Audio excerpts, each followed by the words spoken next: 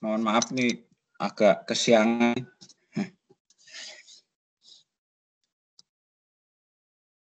Yang sudah hadir berapa nih? Sambil menunggu temannya ya. Saya sedang biaskan materinya kuliah. Bentar.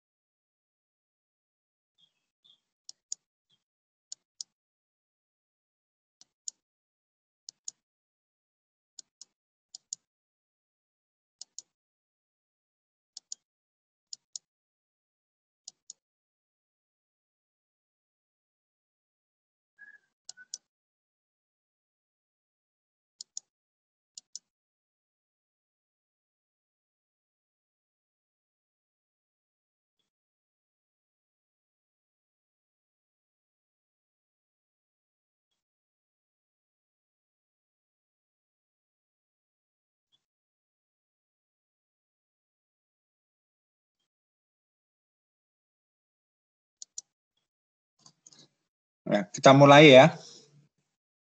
Saya coba share.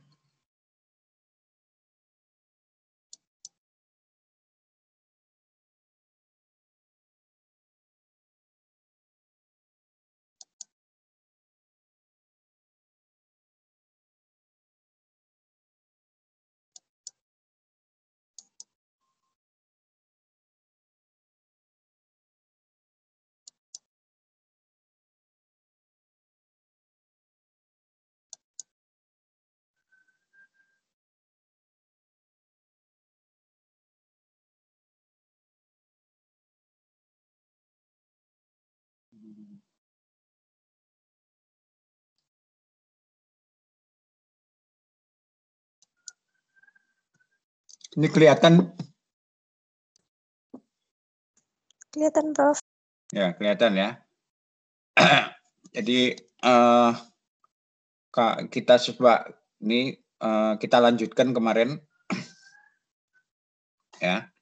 Kita lanjutkan kuliah kemarin. Jadi kita coba untuk mempelajari peraturan pemerintah nomor 22 tahun 2001 ya, yang dulunya adalah di dalam konteks peraturan pemerintah nomor 24 ya, yang menyatakan bahwa dokumen ke lingkungan itu adalah bagian daripada izin lingkungan ya, izin lingkungan ini ya, izin lingkungan ini. Maka sekarang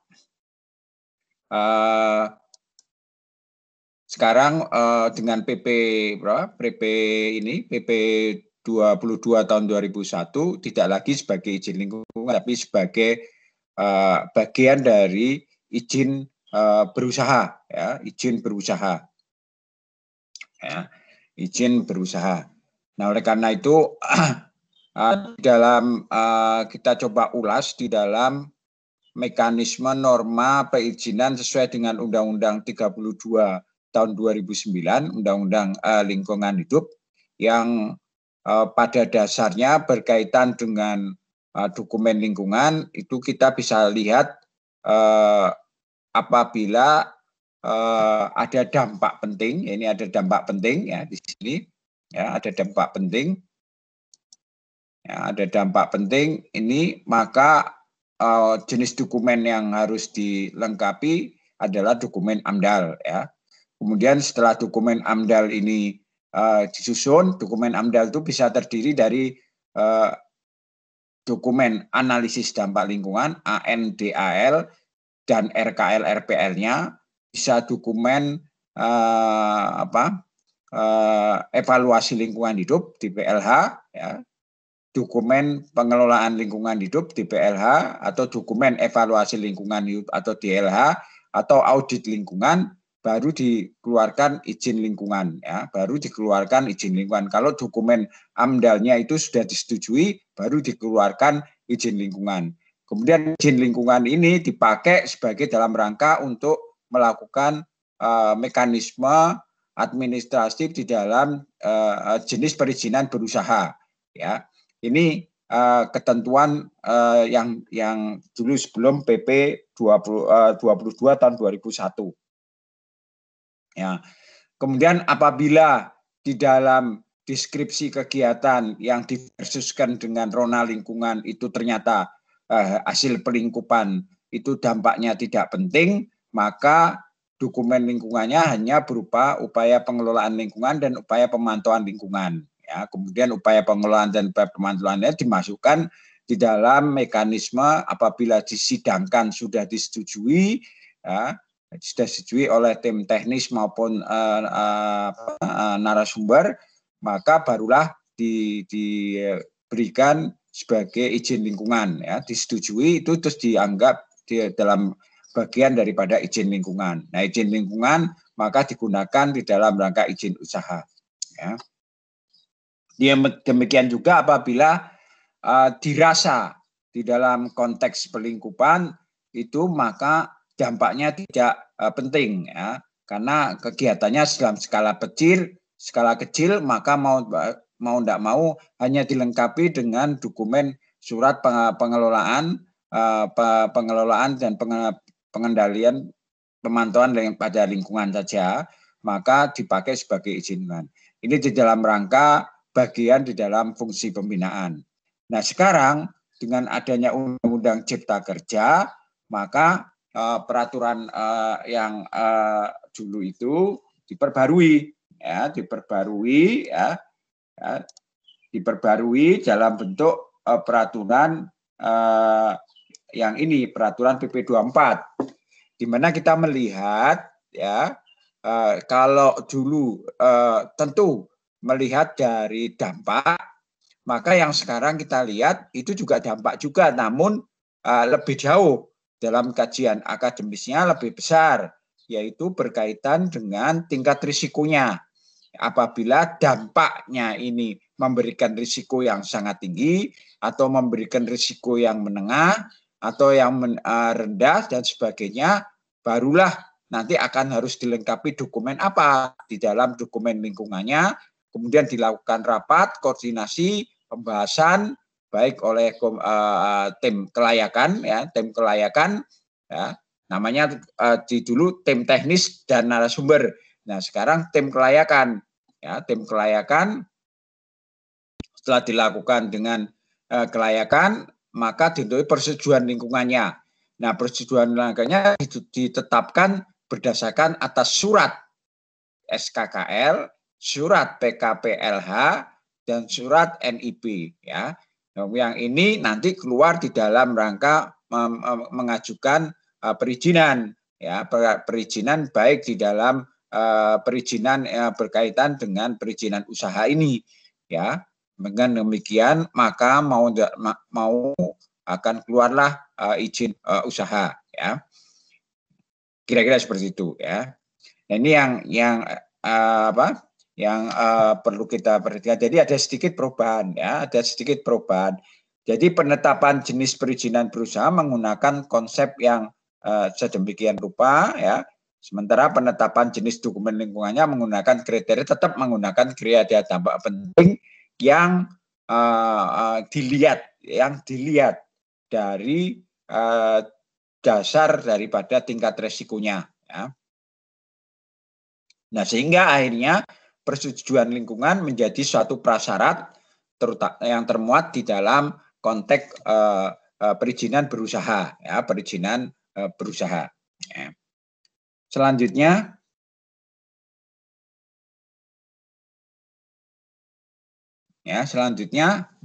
nah, bila kegiatan itu tentu dilakukan oleh banyak hal, ya, oleh dua kategori. Apabila kegiatan tersebut yang melakukan atau proyeknya itu yang pemiliknya adalah instansi pemerintah dan dan juga ada yang swasta, itu berbeda di dalam mekanisme pengaturan AMDAL, UKL, UPL, SPPL dalam Undang-Undang Cipta Kerja ini akan berbeda, ya. Nah, oleh karena itu, bila kegiatan itu adalah milik pemerintah, maka mekanismenya adalah seperti ini, ya, mekanismenya seperti ini, ya, mekanisme seperti ini, seperti yang di atas. Apabila kegiatannya misalnya pembangunan jalan tol yang miliknya pemerintah, misalnya pembangunan kawasan industri, ya, kawasan industri tapi yang miliknya pemerintah. Kemudian pembangunan bendungan, ya, kan itu kegiatan yang dilakukan oleh pemerintah, maka mekanismenya adalah seperti mulai dari identifikasi dampak, ya, identifikasi dampak, kemudian sampai ke jenis dokumen, kemudian persetujuan lingkungannya, kemudian jenis perizinan persetujuannya sampai sini, ya. Demikian. Kalau itu adalah yang melakukan adalah instansi swasta, maka mau tidak mau adalah menganut pada ketentuan-ketentuan yang seperti ini yang ada di bawah ini, ya. Di bawah ini, di mana melihat atas dasar risiko tinggi, menengah, rendah dan sebagainya. Nah, perlu di dalam kita ketahui kalau misalnya apakah instansi pemerintah itu juga sebagai pelaku usaha. Nah, ini yang perlu kita pertimbangkan. Kalau memang di dalam hal ini, di dalam ketentuan Undang-Undang Cipta Kerja, di dalam pengaturan PP 22 tahun 2001 ini, maka pemerintah berlaku juga sebagai pelaku usaha, ya, pelaku usaha. Jadi tidak ada perbedaan antara pemerintah maupun instansi swasta, ya, instansi swasta. Jadi oleh karena itu di dalam konteks penyusunan dari dokumen lingkungan itu adalah merupakan ini semua, ya, merupakan bagian yang di bawah ini sebagai jadi antara instansi swasta sebagai pemilik kegiatan, misalnya pemerintah mau membuat jembatan, membuat bangunan jalan tol misalnya, maka dia berlaku sebagai pelaku usaha, ya, pelaku usaha. Dengan demikian ketentuan yang mengacu adalah sebagaimana yang ada di dalam kondisi yang ada di bawah ini, ya.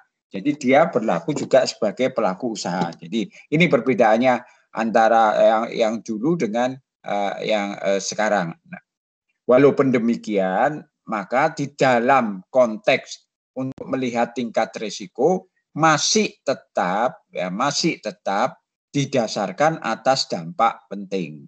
Ya, atas dampak penting, dampak tidak penting, dampak tidak penting karena kegiatannya merupakan skala kecil dan sebagainya.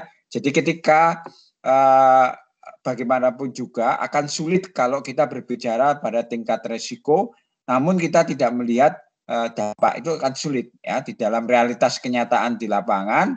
Ketika kita menyusun, maka dampak itu kita jabarkan dalam bentuk skala yang lebih besar. Nanti resikonya apa? Ya, jadi lebih dalam. Jadi kajian secara akademis kalau itu dampak, kemudian kita langsung bisa melakukan pengawasan. Sekarang dampak kita analisa lebih dalam lagi, ya kajiannya lebih dalam lagi berikut dengan analisa risikonya. Ya, kena analisa risikonya baru dilengkapi dengan jenis dokumennya, dokumen lingkungannya, kemudian persetujuan lingkungannya, baru bisa dipakai sebagai landasan di dalam rangka perizinan daripada usaha. Ya. Nah, tadi saya katakan berkaitan dengan untuk bisa digunakan sebagai mekanisme perizinan berusaha, ya, nomenklaturnya izin berusaha, maka mau tidak mau dia harus lolos di dalam rangka kelayakan. Ya, proses kelayakan itu dilakukan dalam bentuk rapat, ya, di dalam bentuk rapat, ya, di dalam bentuk rapat, dalam bentuk kajian, membahas tentang kajian di dalam hal ini. Nah, oleh karena itu maka dilakukanlah penetapan yang kita kenal dengan namanya penetapan kelayakan lingkungan di dalam forum rapat itu, ya. Rapat itu dihadiri oleh profesional, kemudian oleh efektif dan sebagainya di dalam komisi teknis dan sebagainya, itu dalam rangka untuk menindaklanjuti daripada apakah dokumen itu disetujui apa tidak, ya, penetapan kelayakan lingkungan itu. Nah, oleh karena itu penetapan kelayakan lingkungan itu didasarkan atas konsep dasar daripada dokumen ANDAL itu sebagai kajian teknis, ya, kajian teknis, kajian ekonomis, kajian sosial untuk penetapan daripada kelayakan lingkungan. Nah, ini yang kita. Jadi sebetulnya kalau kita berbicara pada norma akademik, feasibility study itu ada 3.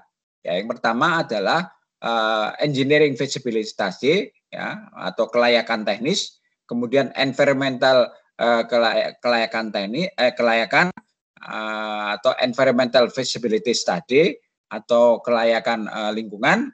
Kemudian yang ketiga adalah economical feasibility study atau kelayakan daripada ekonomi, kelayakan keuangan, ya, kelayakan keuangan dan sebagainya. Itu adalah begitu.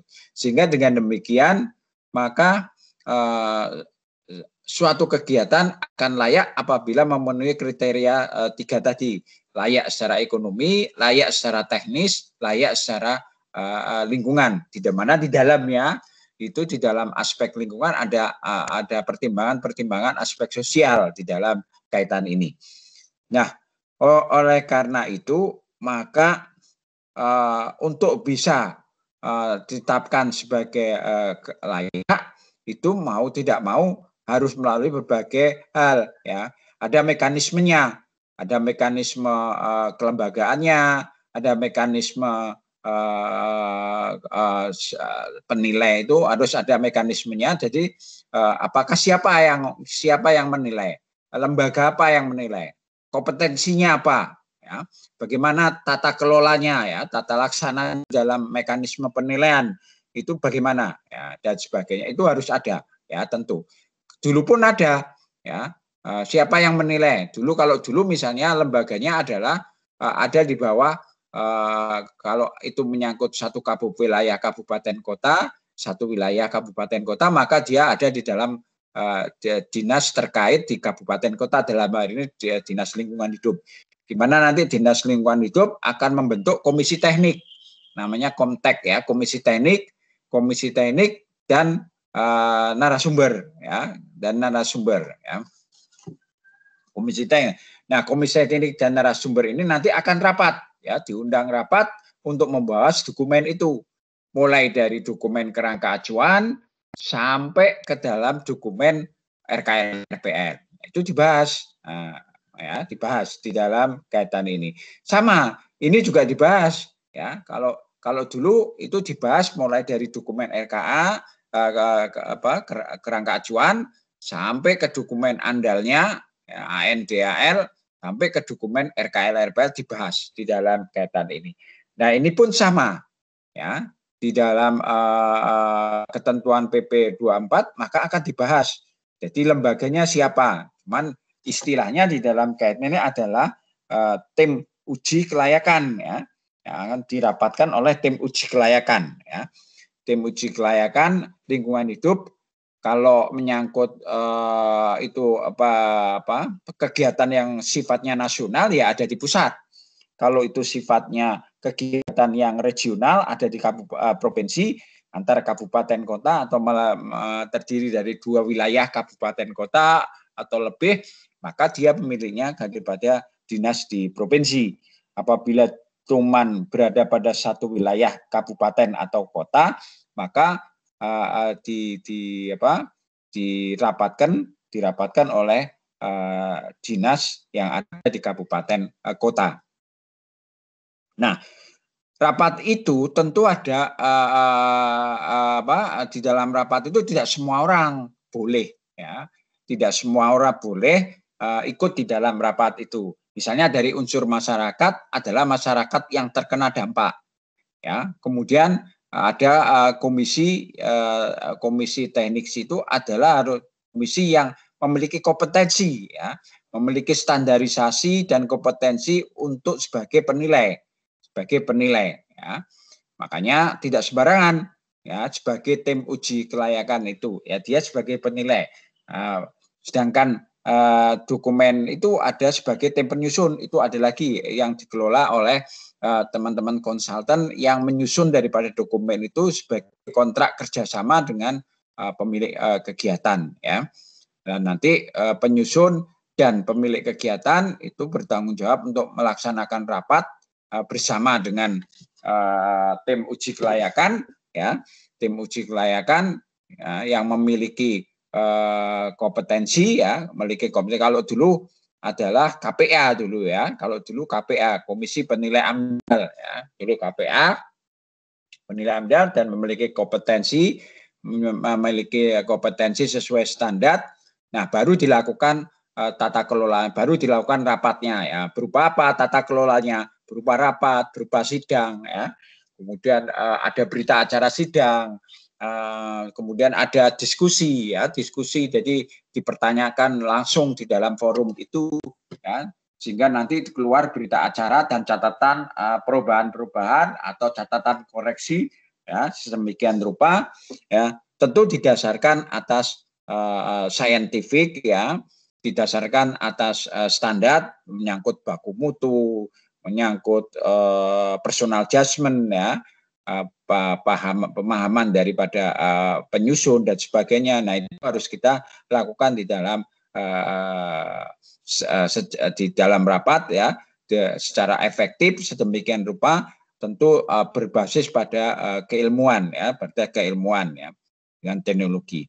Nah, oleh karena itulah maka dasar pemikiran sistem komisi kelayakan penilai AMDAL ini diganti dengan sistem uji kelayakan ya, yang dulu KPA itu diganti dengan uji kelayakan. Nah, sistem uji kelayakan.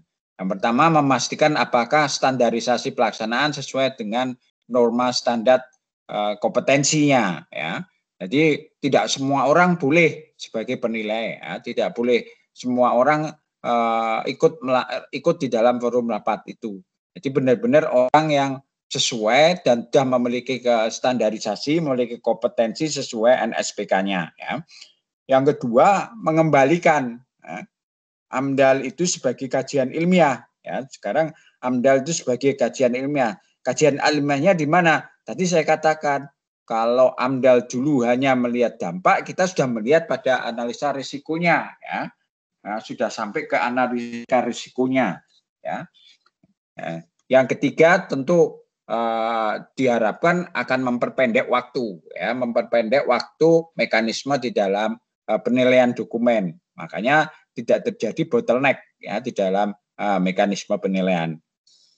Dari sini ada yang tanya?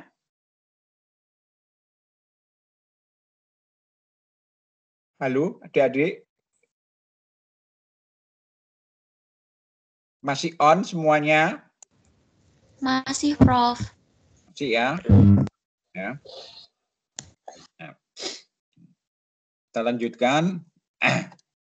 Nah, uji kelayakan tentu rapat di dalam membahas pembahasan di dalam dokumen itu kita sebut dalam rangka untuk melakukan uji kelayakan. Nah, kalau uji kelayakan rapat itu ada uji kelayakan, berarti ada tim yang ada di dalam rapat itu sebagai tim uji kelayakan, ya, uji kelayakan. Nah, tim uji kelayakan itu dibentuk oleh pemerintah, ya, dibentuk oleh kabupaten kota, dibentuk oleh provinsi, dibentuk oleh pusat dan sebagainya. Ya. Nah, dalam bentuk kelembagaan yang akan melakukan pengujian ya dari dokumen dari lingkungan yang diajukan. Ya. Nah, oleh karena itu harus di dalam kabupaten kota, di dalam provinsi, di dalam pusat itu harus ada lembaga uji kelayakan yang mampu untuk menilai daripada kelayakan daripada dokumen itu. Ya, sehingga dengan demikian tim uji kelayakan diharapkan mampu melaksanakan tugasnya. Ya, melaksanakan tugasnya. Makanya tadi saya katakan ada tim uji kelayakan pusat, ya. Kementerian Lingkungan Hidup di pusat, ada tim uji kelayakan provinsi, dinas lingkungan hidup provinsi, ya, tim uji kelayakan kabupaten yang dilakukan oleh di kabupaten kota, ya, kemudian ada juga tim uji kelayakan pusat, ya, penugasan khusus, ya, apabila tim ini ada hal-hal yang menyangkut kegiatan-kegiatan yang sangat strategis nasional, ya. Nah, tim uji kelayakan ini bertugas membantu pemerintah, baik di tingkat kementerian, baik di tingkat gubernur di provinsi maupun di tingkat kabupaten kota yang akan membantu bupati dan wali kota untuk melakukan penilaian uji kelayakan lingkungan hidup dari rencana usaha atau kegiatan, ya, sesuai dengan kewenangannya. Ya, sesuai dengan kewenangan. Nah, oleh karena itulah tentu tadi sudah saya katakan tim uji kelayakan ini harus memiliki kompetensi, ya. Untuk bisa memiliki kompetensi tentu harus ikut di dalam pengujian yang bersertifikat, ya. Jadi dia harus ikut di dalam pelatihan yang bersertifikat, ya, secara nasional. Ya, misalnya dia harus bersertifikat sebagai penilai AMDAL misalnya, ya, dan sebagainya. Nah, keanggotaan tim uji kelayakan terdiri dari unsur pemerintah pusat, pemerintah daerah, dan harus memiliki sertifikat. Tadi saya sudah katakan. Kemudian disusun mekanisme pemenuhan sertifikat kompetensi bagi anggota tim uji kelayakan. Sertifikat kompetensi merupakan persyaratan yang harus dipenuhi oleh anggota tim, ya, yang harus dipenuhi, ya, sertifikat kompetensi. Itu yang dulu kita kenal dengan namanya KPA. KPA itu ada umurnya, bisa 3 tahun, bisa 3 tahun kalau tidak salah, 3 tahun nanti harus diperbarui. Nah, tim uji kelayakan ad hoc merupakan tim uji kelayakan yang dapat ditugaskan sewaktu-waktu, nah, di mana sesuai dengan kebutuhan untuk melakukan penilaian. Jadi di samping tim uji kelayakan yang sifatnya tetap, ada tim uji kelayakan yang sifatnya ad hoc. Ad hoc itu sekali kalau dibutuhkan baru bekerja. Ya. Karena tidak semua orang itu mampu, misalnya orang yang ahli bendungan misalnya ya, ketika ada pengajuan dokumen bendungan maka dia bisa diajukan sebagai tim ahli ya, itu ad hoc ya. Tapi tim yang lain tetap ya, yang membahas tentang ekonominya, yang membahas tentang aspek sosialnya, yang membahas aspek teknisnya dan sebagainya itu tetap ya. Kemudian, nah, konsep daripada lembaga yang mampu melakukan mekanisme pengujian kelayakan ya, atau tim kelayakan ini, itu alurnya adalah sebagai berikut ya. Itu ada kementerian yang memiliki SK, nanti akan memiliki SK tim uji kelayakan ya. Kemudian ada lembaga uji kelayakan ya, jadi diusulkan oleh pembentukannya oleh kabupaten kota, boleh oleh provinsi ya, oleh kepada daerah, kemudian diajukan kepada dirjen ya, Direktorat Jenderal, kemudian dilakukan mekanisme pengujian uji kelayakan, kemudian dievaluasi ya, pemenuhan kriterianya, apakah dia bisa berlaku sebagai tim uji kelayakan pusat, tim uji kelayakan provinsi, tim uji ke kabupaten kota, tim uji kelayakan ad hoc dan sebagainya. Kalau dia sudah bisa memenuhi, maka dikeluarkanlah SK, ya, dikeluarkannya SK sebagai tim penguji. Nah, persyaratan di dalam tim uji kelayakan ini itu adalah kalau unsur pemerintah daerah yang membidangi lingkungan hidup, ya, unsur pemerintah daerah yang membidangi lingkungan hidup. Kemudian instansi penerbit daripada persetujuan teknis ya, di kabupaten kota, di provinsi maupun di pusat ya. Ketentuan yang lain harus memiliki sertifikat. Makanya persyaratan tim uji kelayakan itu di samping juga sebagai unsur pemerintah, pusat dan daerah ya, pusat dan daerah yang membidangi aspek-aspek lingkungan hidup, yang memiliki kompetensi terhadap penilaian daripada aspek lingkungan hidup, dan juga merupakan instansi atau bisa juga merupakan instansi penerbit daripada ini, harus dilengkapi dengan sertifikasi ya, sertifikasi. Jadi unsur pemerintah pun tidak boleh kalau dia tidak memiliki sertifikat. Makanya harus dilengkapi dengan sertifikat. Nah, minimal terdiri dari 5 orang ya. Tim ahli uji kelayakan itu minimal terdiri dari 5 orang. Ada ahli kualitas udara, ada ahli kualitas air, ada ahli sosial, ada ahli kesehatan, atau ahli yang lainnya sesuai dengan bidang yang ada yang akan dibangun ya, yang akan dibangun atau yang akan di proyek yang akan dilakukan atau rencana yang akan dilakukan, kira-kira gitu ya. Ya. Selanjutnya ya, kalau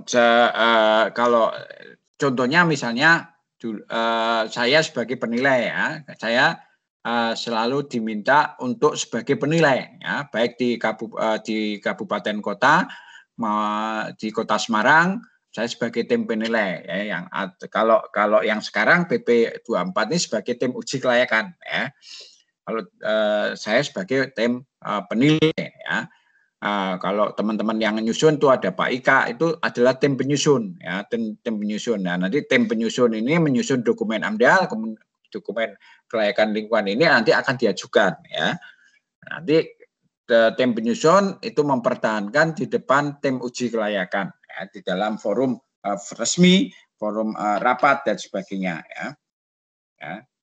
Kira-kira itu. Kalau di Undip itu tim kelayakan itu ada saya, ada Pak Sasongko, kemudian ada Prof Anis ya, ada Prof Anis dan yang lain ya. Sedangkan tim penyusun itu ada Pak Ika, ada Pak Arya, ada Pak banyak sekali di dalam sebagai tim penyusun di dalam dokumen ini ya. Nah, Bagaimana kalau Anda misalnya menginginkan sebagai tim uji ya, tim uji kelayakan ya, sebagai yang memiliki sertifikasi penilai dokumen AMDAL, maka Anda mekanismenya ada seperti ini ya, dan Anda harus mengajukan ya. Anda harus mengajukan ikut di dalam forum, di dalam konteks pendidikan formal ya, misalnya ada pelatihan ya dan sebagainya.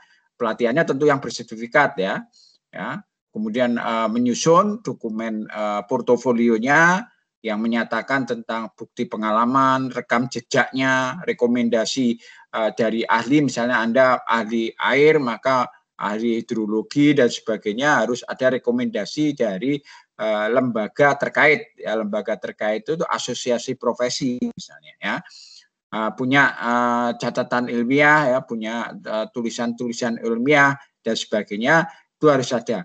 Nah, kemudian Anda mengajukan ya, memohon mengajukan sebagai sertifikat tadi kepada dinas terkait ya, dan dalam hal ini kepada lembaga uji kelayakan.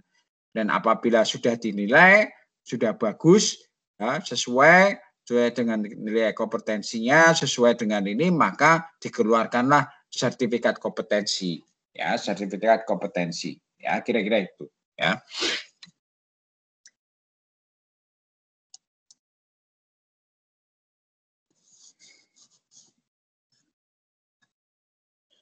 Nah, bagaimana penerbitan surat kelayakan lingkungan ini ya, khususnya untuk dokumen AMDAL ya, dokumen AMDAL itu dilakukan dengan mekanisme yang sedemikian rupa ya.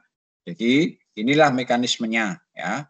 Jadi pemerintah misalnya kegiatannya adalah dilakukan oleh Pemrakasa melakukan rapat ya bersama tim uji kelayakan baik di tingkat kabupaten, di tingkat kota dan sebagainya ya, di tingkat provinsi maupun di tingkat pusat ya, penyusun dokumen AMDAL itu bersama dengan Pemrakasa tentunya ya, penyusun dokumen AMDAL dan Pemrakasa itu duduk bersama dalam satu forum rapat bersama tim uji kelayakan membahas apabila sudah memenuhi kriteria maka dia akan keluarkan ya. Dan itu sangat bergantung apabila proyeknya atau kegiatannya menyangkut wilayah kewenangannya oleh menteri, maka keluar yang menentukan ya harus kementerian ya. Apabila wilayah kewenangannya adalah di provinsi, maka yang menentukan adalah gubernur.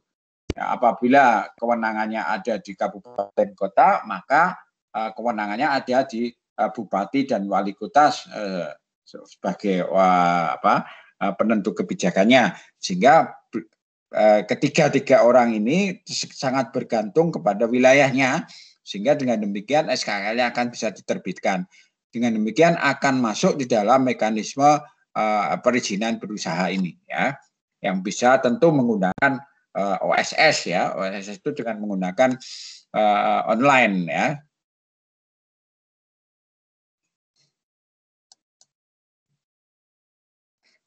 Dari sini ada yang tanya?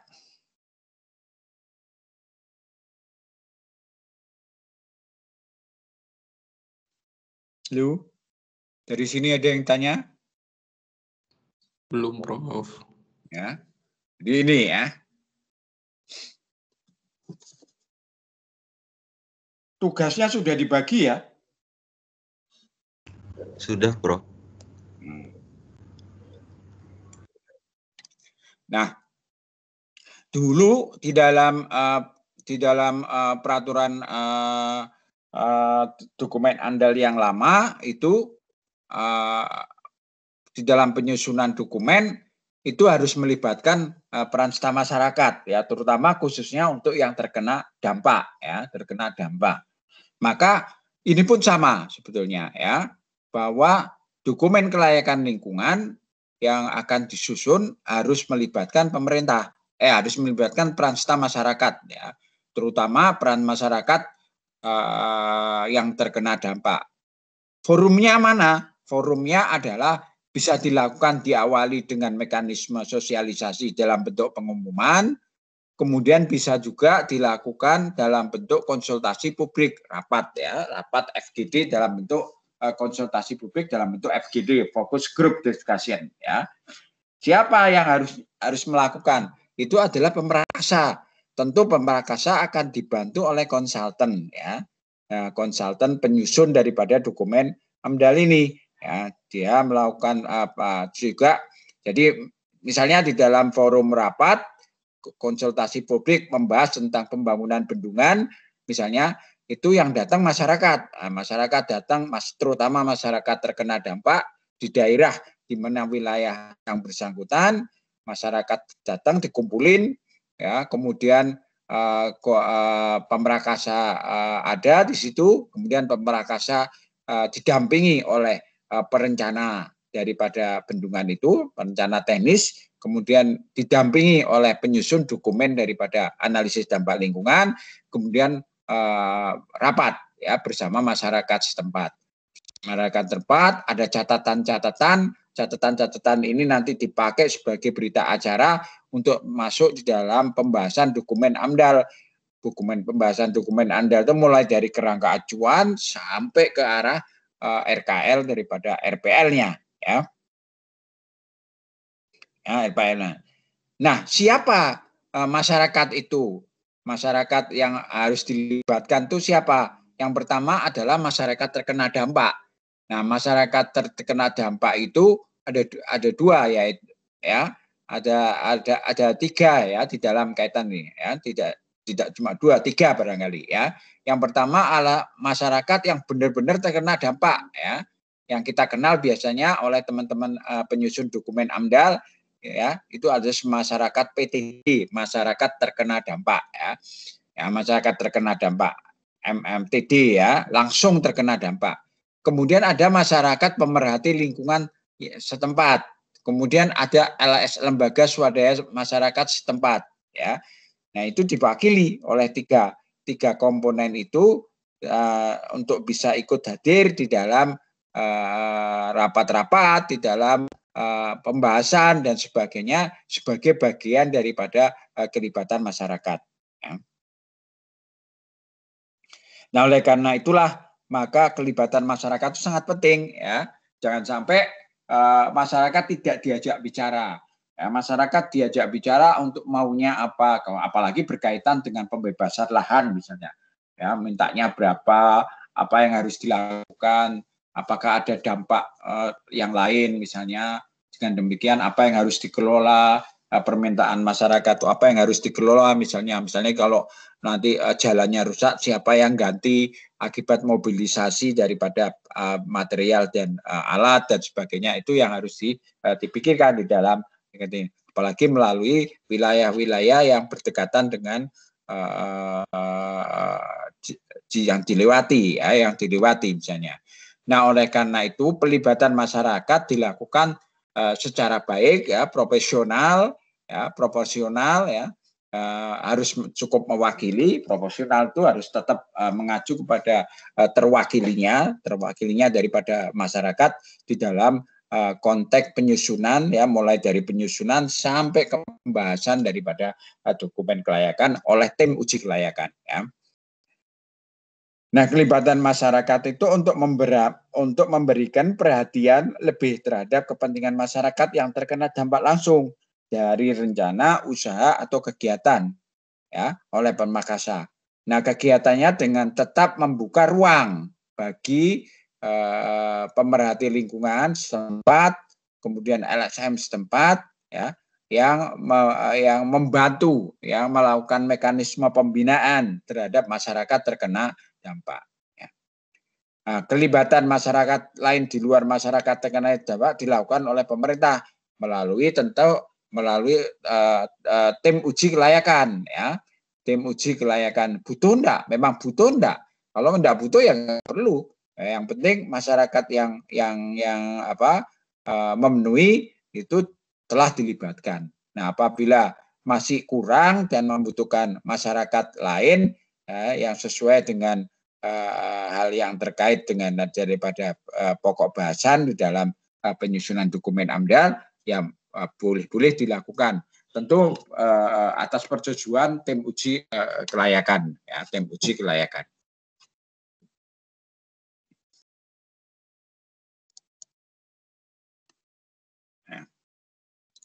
Nah, keterlibatan masyarakat di mana? Ya, keterlibatan masyarakat di dalam penyusunan penilaian AMDAL ada di mana? Ya, ada di dalam forum-forum pembahasan di dalam uji kelayakan ini, ya, terutama berkaitan dalam penilaian, ya, di dalam penilaian, ya, itu harus dimasukkan, ya, di dalam penilaian, ya, tidak hanya tim uji kelayakan, jadi masuk di dalam penilaian, ya, di dalam konteks tahapan-tahapan daripada penilaian di dalam dokumen kelayakan lingkungan ini, ya. Dari sini ada yang tanya?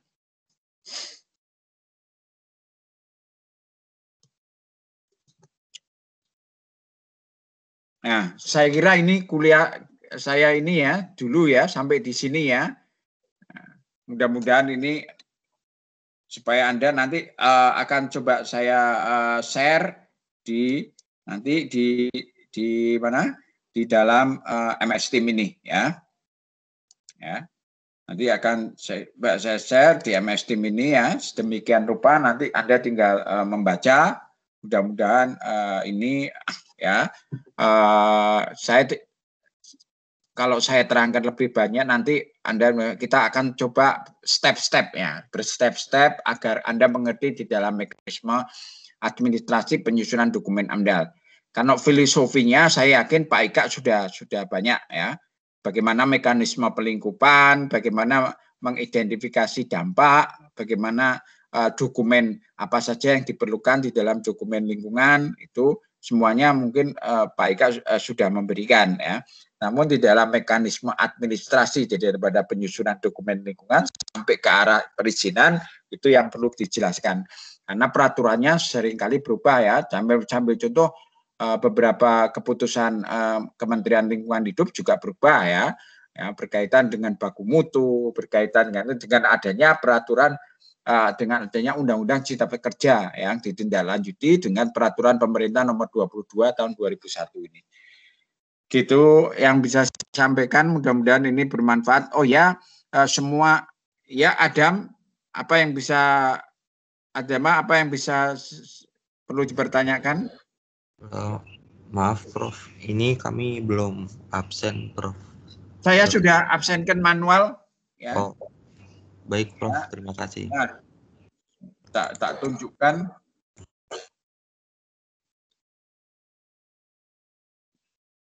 Ya. Ini semuanya sudah saya absen manual ya. Bentar, saya tunjukkan dulu.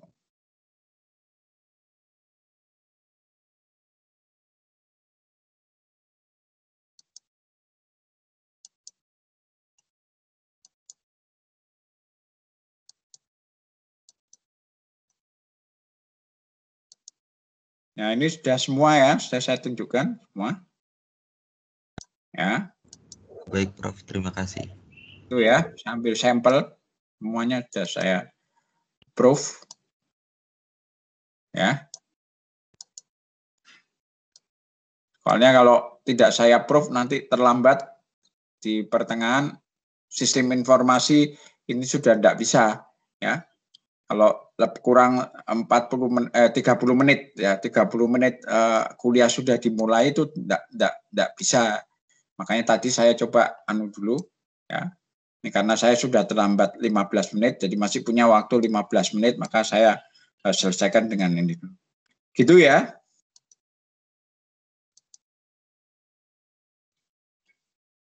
Saya kira ini kuliah saya pagi ini mudah-mudahan bermanfaat. Terima kasih atas perhatiannya. Tolong kerja tugasnya diselesaikan dalam waktu cepat sebelum UTS barangkali sudah bisa selesai. Saya kira ini yang bisa saya sampaikan. Mudah-mudahan bermanfaat. Saya live ya. Terima kasih, Prof. Terima kasih, Prof.